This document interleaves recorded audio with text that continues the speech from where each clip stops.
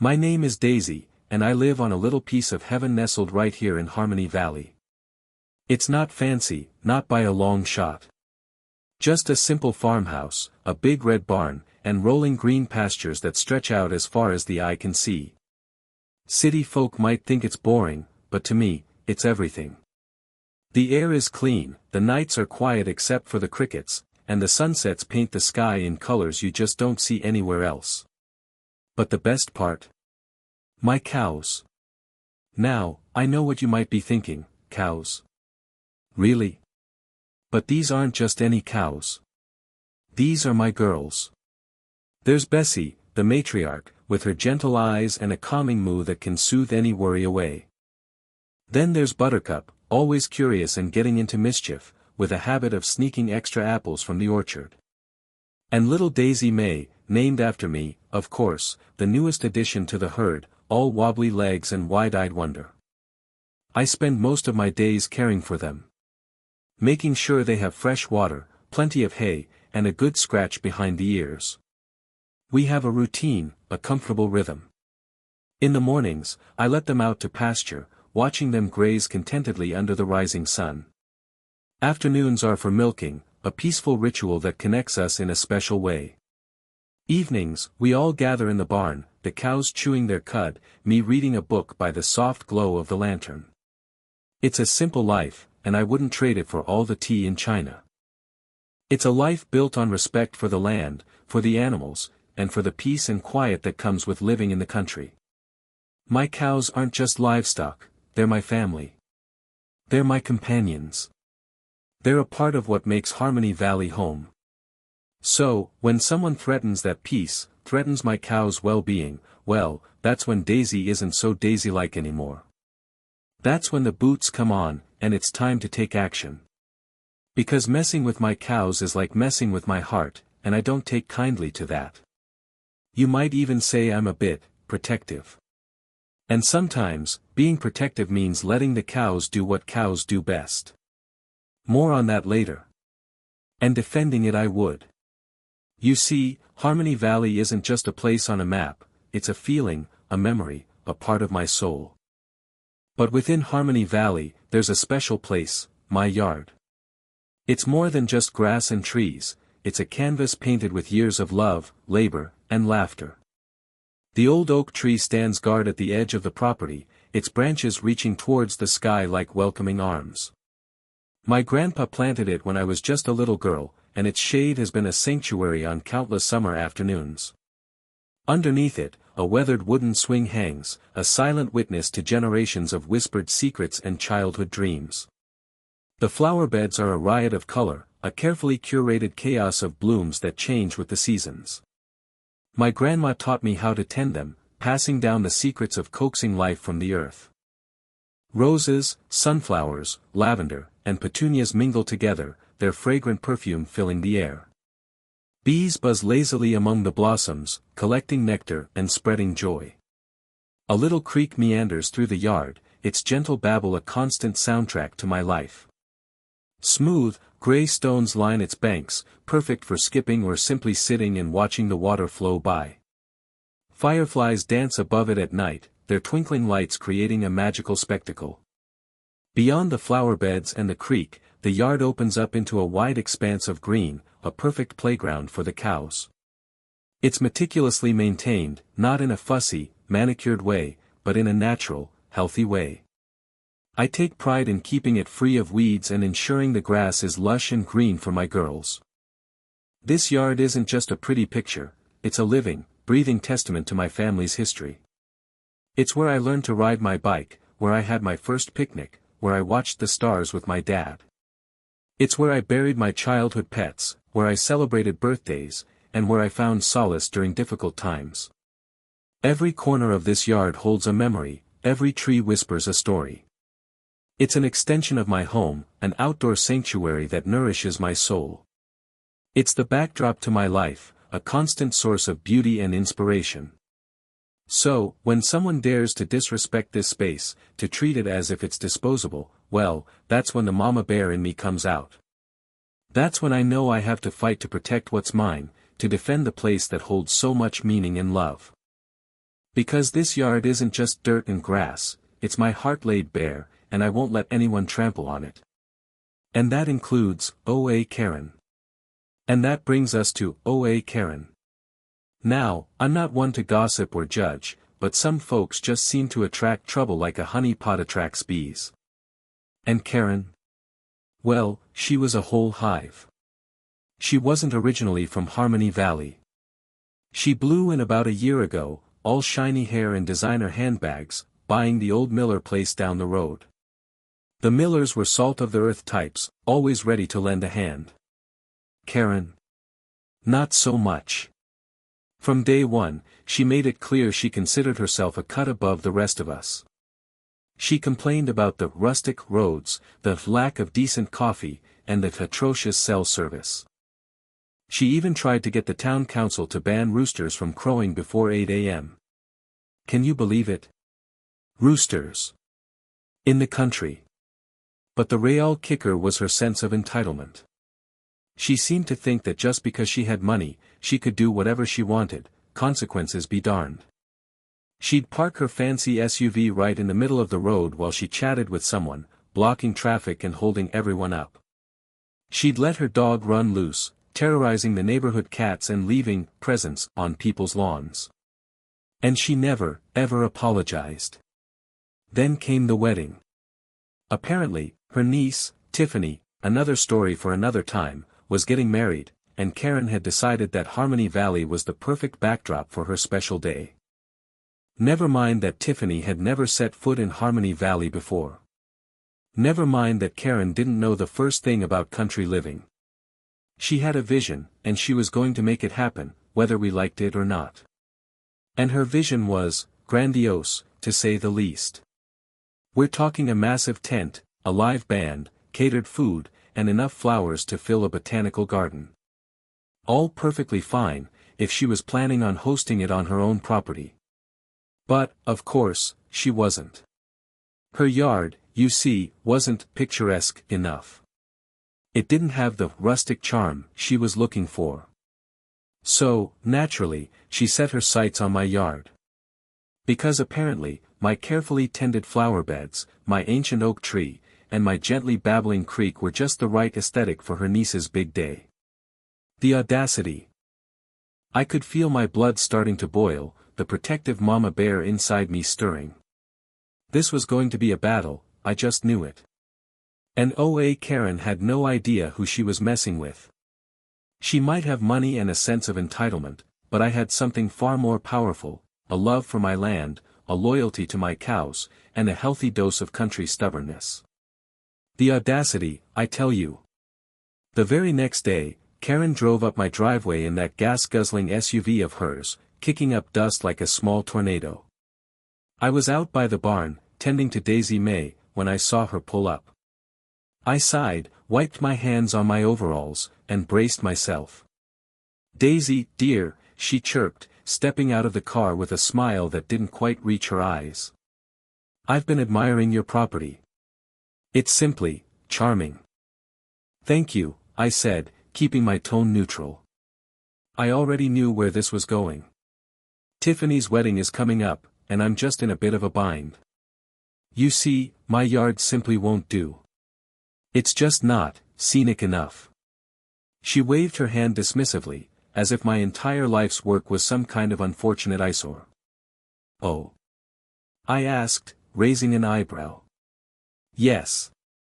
And I was thinking, well, I was hoping, you wouldn't mind terribly if we borrowed your yard for the wedding." "Borrowed?" I repeated, trying to keep the incredulity out of my voice.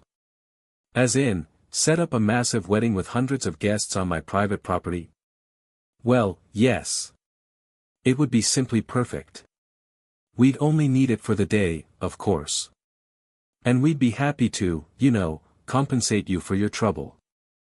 She pulled a small, leather wallet out of her designer handbag, as if offering me a few crumpled bills would somehow make up for the disruption. I took a deep breath. I'm generally a pretty easygoing person, but this was pushing it. "Karen," I said, trying to keep my voice calm and polite, "I appreciate you asking, but I'm afraid that's just not possible." This yard is very important to me, and to my cows. It's not really suitable for a large event like a wedding. But it would be so perfect," she sputtered, her perfect smile starting to crack. "And it's just for one day. We'd be gone by midnight, I promise." "I understand," I said, "but my answer is still no. I'm sorry." I even managed a small, genuine smile. I thought I was being perfectly reasonable. I was polite, I was firm, and I gave her a clear answer. But Karen, it turned out, wasn't used to hearing the word no. Especially not from someone she clearly considered to be beneath her. This was just the beginning. The battle lines were drawn, and HOA Karen was about to learn that some things just aren't for sale. And my yard? Definitely not one of them. The cows were watching us from the pasture, sensing the tension in the air. Bessie let out a low moo, as if in agreement. They knew something was up. They always do. I thought that would be the end of it. A polite no, a slight huff from Karen, and then she'd be on her way to find some other unsuspecting victim. I was wrong. So very wrong. The next morning, I woke up early, as usual, to milk the cows. The sun was just beginning to peek over the horizon, painting the sky in shades of pink and orange. I hummed a little tune as I walked towards the barn, enjoying the peace and quiet of the morning. But as I rounded the corner of the barn, my humming stopped. My jaw dropped. My blood ran cold. There, in my yard, was a crew of workers setting up something. A massive tent was being erected near the oak tree. Tables and chairs were being unloaded from a truck. Strangers were trampling my flower beds, stringing lights, and generally turning my peaceful sanctuary into a chaotic construction site. I couldn't believe my eyes. It was like a scene from a nightmare. Had I somehow fallen asleep and dreamt this? Was I losing my mind? No. This was real. HOA Karen was actually setting up her niece's wedding in my yard, without my permission. Rage, hot and blinding, surged through me. I marched towards the nearest worker, a young man with a bewildered expression on his face. "What do you think you're doing?" I demanded, my voice shaking with fury. He jumped, startled. We're setting up for a wedding, ma'am. Mrs. Karen hired us. I did not give her permission to do this. I exclaimed. This is my property. You need to stop right now and get off my land. The young man looked uncomfortable. I don't know, ma'am. Mrs. Karen said everything was taken care of. Well, it's not. I shouted, my voice echoing across the yard. Get your supervisor. Get Mrs. Karen. I want this stopped immediately. He scurried off, muttering something about needing to make a phone call. I stood there, seething, watching as the workers continued to set up, oblivious to my outrage. It was like they were in some kind of trance, blindly following Karen's orders. Then, I saw her. HOA Karen, resplendent in a designer jumpsuit and oversized sunglasses, strolling across the yard as if she owned the place. She saw me, her smile faltered for a moment, but then she quickly recovered. Daisy, dear, she said, her voice dripping with false sweetness. So glad you could join us. Isn't it all coming together beautifully? I couldn't speak. I was too angry. The injustice of it all, the sheer audacity, had rendered me speechless. This was war. And HOA Karen had just fired the first shot. The cows, sensing my distress, began to moo loudly, adding their voices to the growing cacophony. They knew things were about to get ugly. And they were right. Karen, I finally managed to choke out, what do you think you're doing? I told you no. You cannot just come onto my property and do this. She waved her hand dismissively, as if I were a pesky fly buzzing around her head. Oh, Daisy, don't be so dramatic. It's just a little wedding. And frankly, your yard is going to look so much better with a bit of professional decorating. Professional decorating? I sputtered. This is trespassing. This is illegal. I'm going to call the police. Oh, please, she scoffed. Don't be ridiculous. The police have more important things to worry about than a little wedding. Besides, she leaned in conspiratorially, Tiffany is very particular. And this is what she wants. You wouldn't want to ruin her special day, would you? Her special day? I repeated, my voice rising. What about my special day? What about my peace and quiet? What about my property rights? Oh, darling, don't be so selfish. Think of the memories we'll be making. And besides, she added, with a condescending smile, I'm sure we can work something out. A little compensation, perhaps. She gestured vaguely towards her designer handbag again. I took a deep breath, trying to regain my composure. Karen, I said, trying to reason with her, this isn't about money. This is about respect. You asked me if you could use my yard, and I said no. You need to respect my decision. Respect? She laughed. Respect is earned, darling. And frankly, you haven't done anything to earn my respect. That was it. That was the final straw. Any hope of a reasonable conversation evaporated like dew in the morning sun. HOA Karen had crossed the line. She wasn't just entitled, she was delusional. I tried to explain to her, calmly and rationally, that she was trespassing, that I could have her arrested, that she was disrupting the peace and quiet of the entire valley. But she wouldn't listen. She just kept repeating the same mantra, it's just for one day, Tiffany deserves this, and, don't be so difficult. Her voice grew louder, her tone more shrill. She started accusing me of being jealous, of being a bitter old woman, of trying to sabotage her niece's happiness. It was like talking to a brick wall. I realized then that there was no point in trying to reason with her. She was completely unreasonable, utterly convinced of her own superiority, and determined to get her way, no matter what the cost. So, I stopped talking. I just stared at her, my eyes narrowed, my jaw set. I knew that words wouldn't work. I needed a different approach. And that's when the idea started to form in my mind. An idea so crazy, so audacious, so perfect. HOA Karen was about to learn that messing with a country girl and her cows was a very, very bad idea. And I couldn't wait to see the look on her face when my plan unfolded.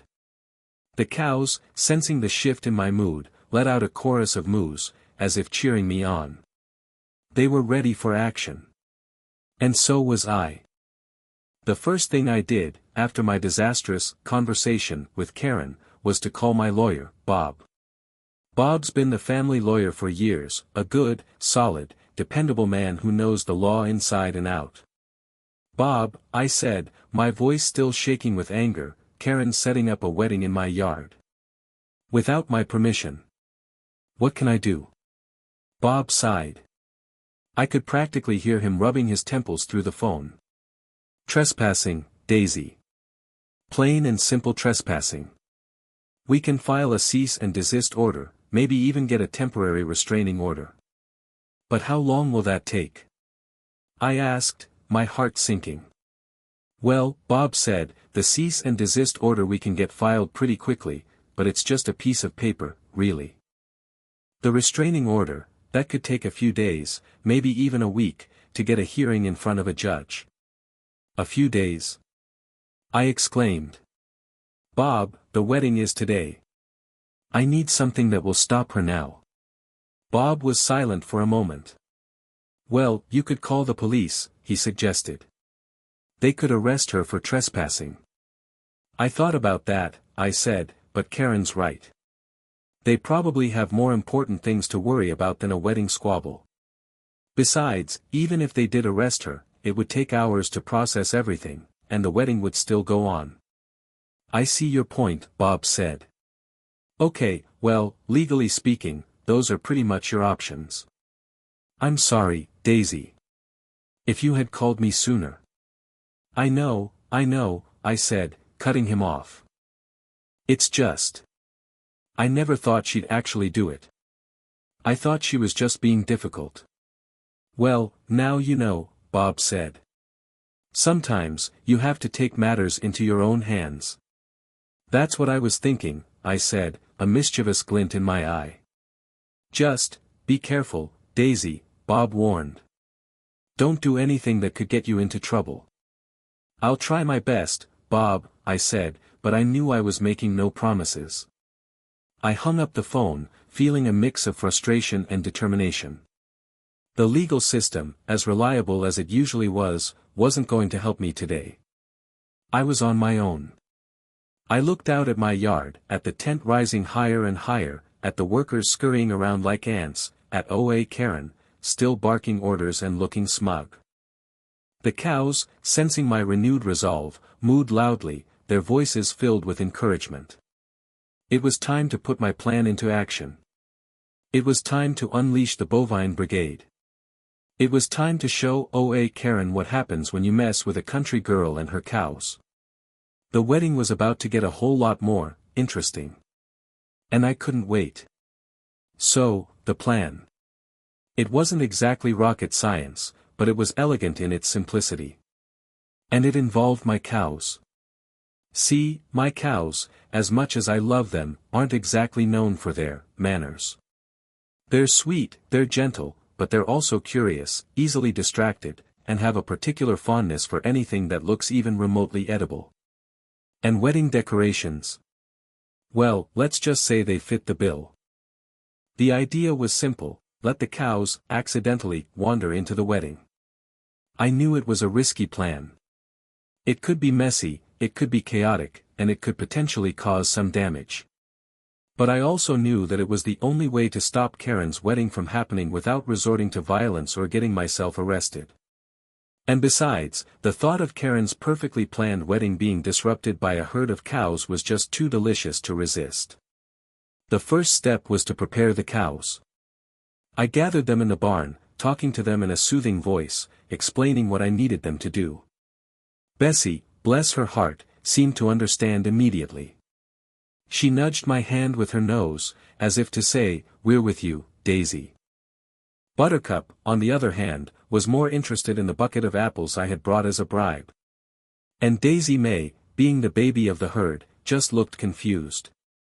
I led them out of the barn and towards the pasture that bordered my yard. The gate was usually kept securely closed, but today, I had a different plan. I carefully unlatched the gate, leaving it slightly ajar, just enough for the cows to push it open if they were so inclined.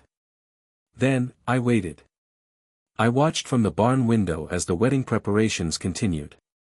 The tent was up, the tables were set, and the caterers were arriving with trays of food. HOA Karen was flitting around, directing everyone with a manic energy. It was almost showtime. I took a deep breath, my heart pounding in my chest.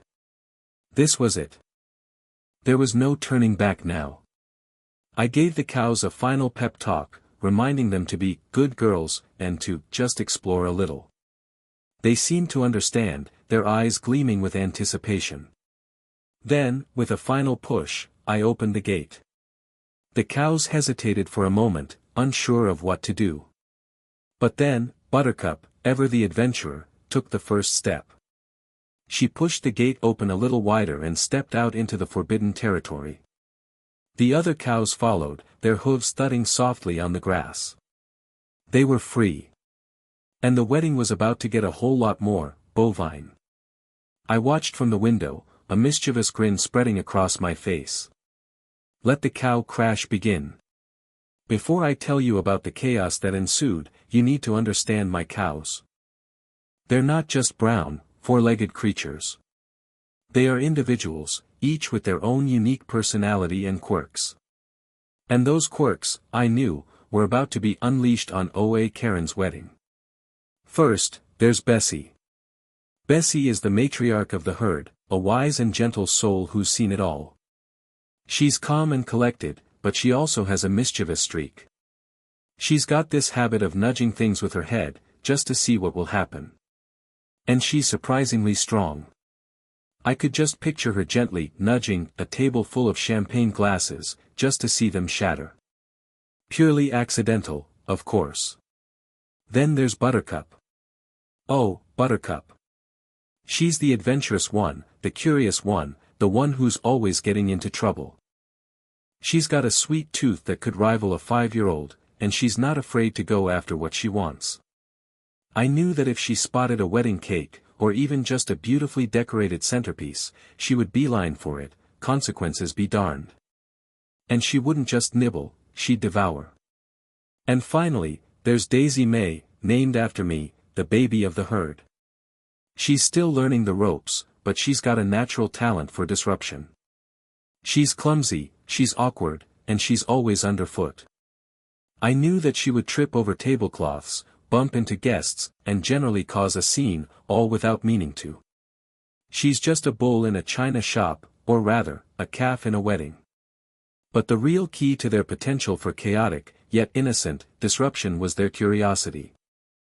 Cows are naturally curious creatures. They like to explore, they like to investigate, and they like to taste everything. And a wedding, with all its strange sights, smells, and sounds, was like a giant, irresistible playground for them. I knew that they wouldn't intentionally try to ruin the wedding.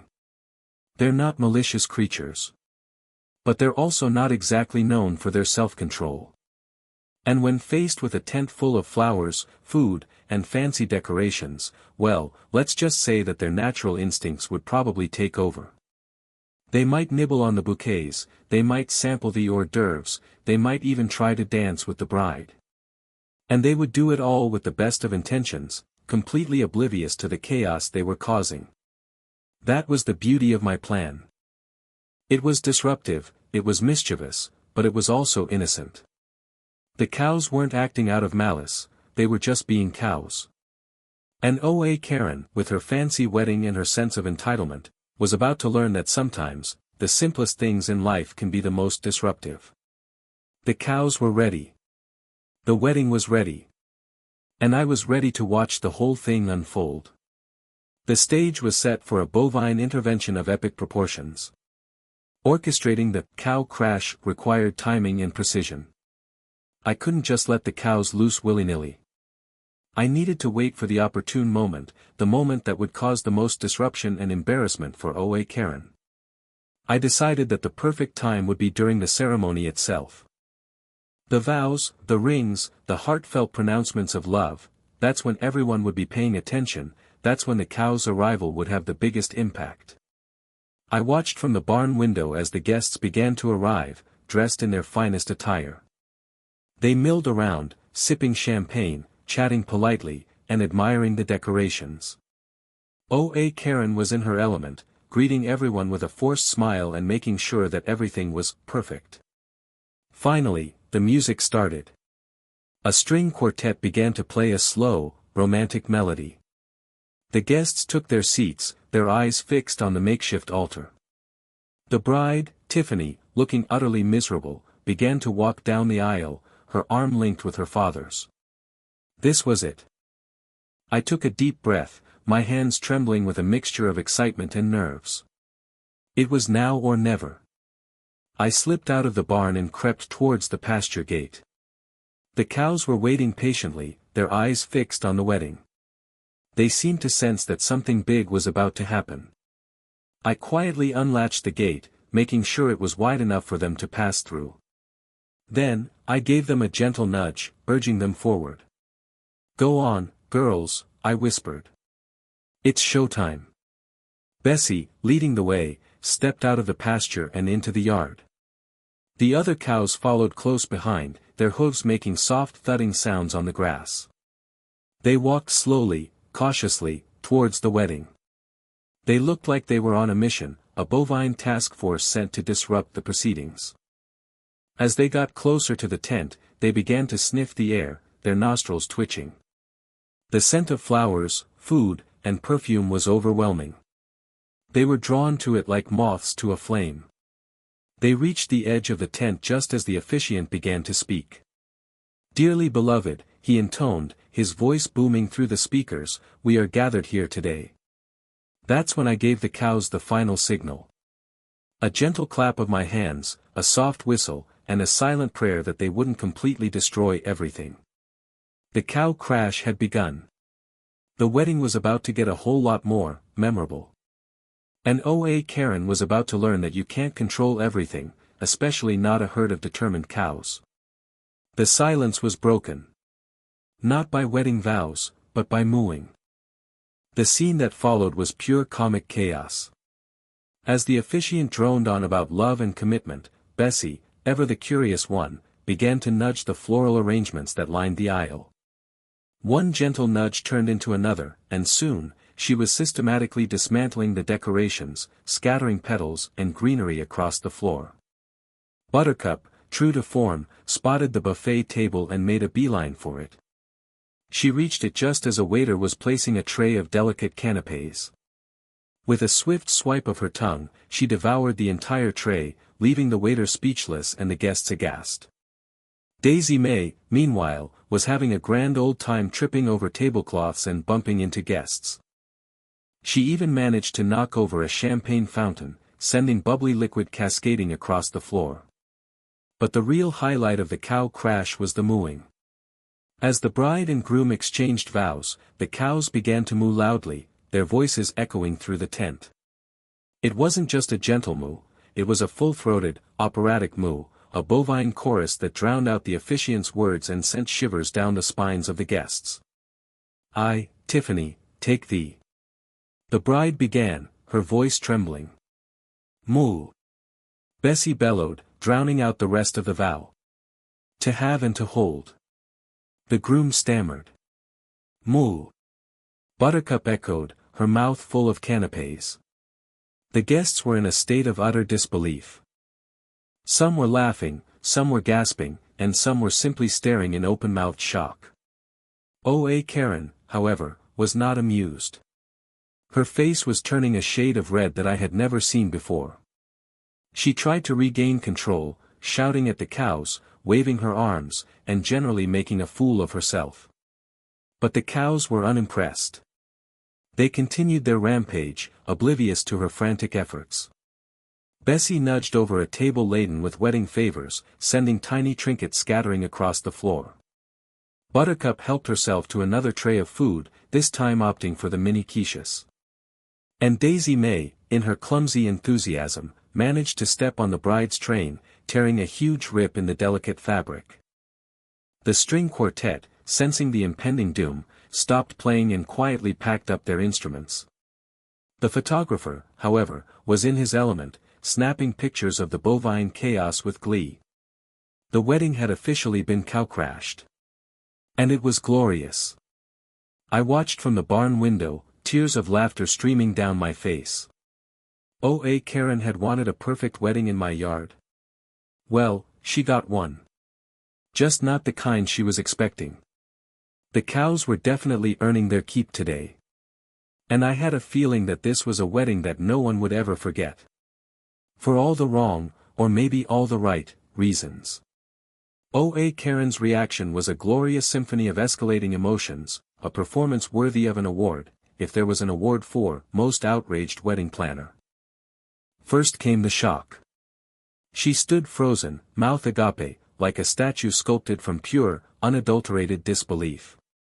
Her perfectly coiffed hair seemed to defy gravity, each strand standing on end in protest. It was as if her brain simply couldn't process the reality of cows crashing her niece's meticulously planned nuptials. Then came the fury. Oh, the fury! It erupted like a volcano, spewing forth a torrent of shrieks, curses, and threats. Her face turned a shade of puce that I'm pretty sure isn't found in nature.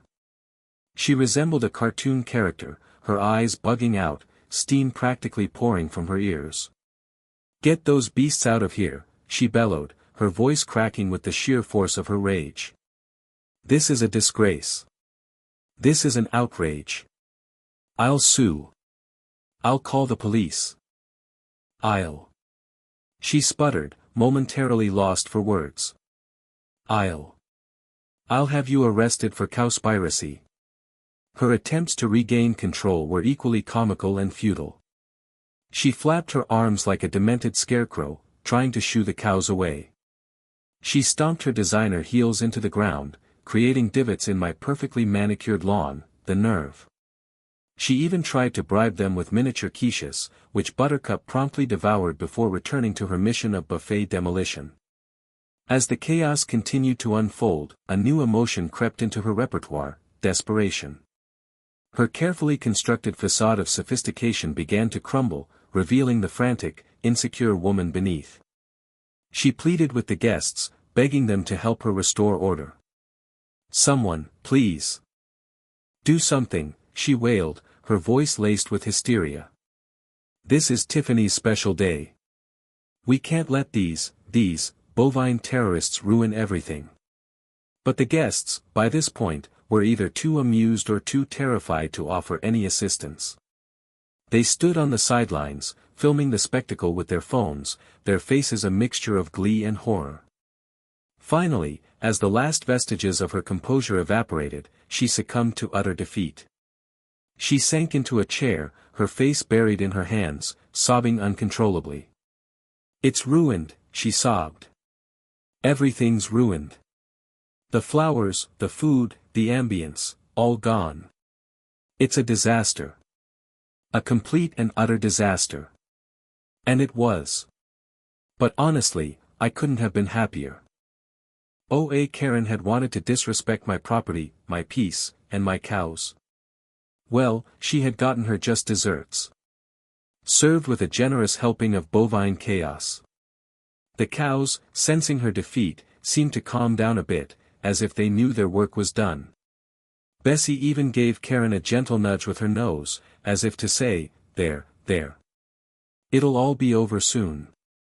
Though, I suspect Karen didn't find it very comforting. The wedding guests' reactions were a fascinating study in human behavior. They ranged from stunned silence to unbridled amusement, with a few brave souls even offering subtle support for my cause. Initially, the dominant emotion was shock. These were, for the most part, city folk, accustomed to manicured lawns and catered affairs, not bovine interventions. They stared at the cows with a mixture of fascination and horror, as if they had stumbled into some kind of surrealist painting. As the initial shock wore off, amusement began to take hold. The sight of Bessie systematically dismantling the floral arrangements, Buttercup devouring the buffet, and Daisy May tripping over tablecloths was simply too absurd to resist. Giggles erupted, followed by outright laughter. Some guests even started placing bets on which decoration the cows would destroy next. Of course, there were those who remained firmly on HOA Karen's side. These were mostly her friends and family, the ones who had been subjected to her constant bragging about the perfect wedding for months. They glared at the cows with disapproval, whispering about my unneighborly behavior and my lack of respect. However, even among these staunch supporters, there were cracks in the facade. I overheard one woman whispering to her husband, honestly, she had it coming. Who tries to steal someone else's yard for a wedding? And then there were the secret supporters. These were the guests who had clearly been dreading the wedding from the start. They hated the bride, they hated HOA Karen, and they secretly relished the chaos that was unfolding. They offered me subtle nods of encouragement, discreet winks, and even a few whispered words of praise. "Good for you," one woman hissed as she passed me, a mischievous glint in her eye. "She's been driving us all crazy with this wedding." Even the photographer seemed to be on my side. He abandoned his posed portraits of the bride and groom and instead focused on capturing the cows' antics, snapping pictures of Buttercup with a quiche hanging from her mouth and Daisy May entangled in the bride's train. The bride herself, Tiffany, seemed surprisingly unfazed by the whole affair. She stood on the sidelines, her face a mask of stoic resignation, as if she had long ago given up on having a normal wedding. I even caught her cracking a small smile as Daisy May knocked over the champagne fountain. Overall, the wedding guests' reactions were a mixed bag, a reflection of the complex relationships and simmering resentments that often lie beneath the surface of such events. But one thing was clear, the cow crash had transformed the wedding from a stuffy, pretentious affair into a memorable, hilarious, and utterly unforgettable spectacle. And for that, I was eternally grateful. The cows, oblivious to the social dynamics at play, continued to munch, moo, and make merry. Their work was far from done. As HOA Karen sat sobbing in her chair, surrounded by the wreckage of her perfect wedding, I knew it was time to address the situation. Not with anger or accusations, but with a calm and reasoned explanation. I walked towards her, taking a deep breath to compose myself. The cows, sensing my purpose, cleared a path for me, as if they understood that it was time for the human to take over. "Karen," I said, my voice clear and steady, "I'm sorry that things have come to this." She looked up at me, her eyes red and swollen, her face streaked with mascara. "Sorry," she shrieked. "Sorry. You've ruined everything. You've sabotaged my niece's wedding. You're a horrible person." "I understand that you're upset," I said calmly, "but I want you to understand why I did what I did." I paused, taking a moment to gather my thoughts. "This isn't about the wedding," I continued. "It's about respect. You asked me if you could use my yard for your niece's wedding, and I said no. I was polite, I was firm, and I gave you a clear answer." "But it would have been perfect," she wailed. "Your yard is so beautiful. It was the only place that would have worked." "That may be true," I said, "but that doesn't give you the right to ignore my wishes and do whatever you want. This is my property, Karen. It's my home. It's where I live, where I work, and where I raise my cows. It's not a blank canvas for you to paint your perfect wedding on." I gestured around at the chaotic scene, the trampled flowers, the overturned tables, the cow patty-covered lawn. "You didn't just disrespect me," I said. "You disrespected my land, my animals, and my entire way of life." I took another deep breath. "I tried to reason with you," I said. "I tried to explain to you why this was wrong. But you wouldn't listen. You were so convinced of your own superiority, so certain that you were entitled to whatever you wanted, that you completely disregarded my feelings and my rights. So, I did what I had to do," I concluded. "I protected my property. I defended my cows. And I sent a message that I hope you'll never forget: you can't just walk all over people, Karen. You can't just take what you want without asking. You have to respect other people's boundaries, even if you don't understand them." I looked at her, my eyes filled with a mixture of sadness and resolve. "I hope that one day, you'll understand that," I said. "And I hope that one day, you'll learn to treat people with the respect that they deserve." With that, I turned and walked away, leaving HOA Karen to wallow in her ruined wedding and her newfound understanding of the importance of respecting boundaries. The cows, sensing that the confrontation was over, began to graze peacefully, as if nothing had happened. The sun shone down on Harmony Valley, casting a golden glow on the aftermath of the great cow crash. And I, for the first time in days, felt a sense of peace. The cows and I had defended our home. Now, it was time to clean up the mess. But the message had been delivered. Loud and clear. The immediate aftermath of my little speech was complicated. HOA Karen, still sniffling, finally seemed to grasp the gravity of her situation. The wedding, as it was clearly over. After a flurry of hushed phone calls and frantic negotiations, a new venue was secured, the Harmony Valley Community Hall. It wasn't exactly the idyllic, rustic setting that Karen had envisioned, but it was available, it was indoors, and it was, most importantly, not my yard. The guests, after some initial grumbling, began to pack up and head towards the new location. Tiffany, the bride, actually seemed relieved. I saw her give me a small, grateful smile as she passed by, which made the whole ordeal feel a little bit worthwhile. HOA Karen, however, wasn't so forgiving. As she was being helped into her SUV, she glared at me with a venomous look. "This isn't over," she hissed. "You'll pay for this." I simply smiled and waved.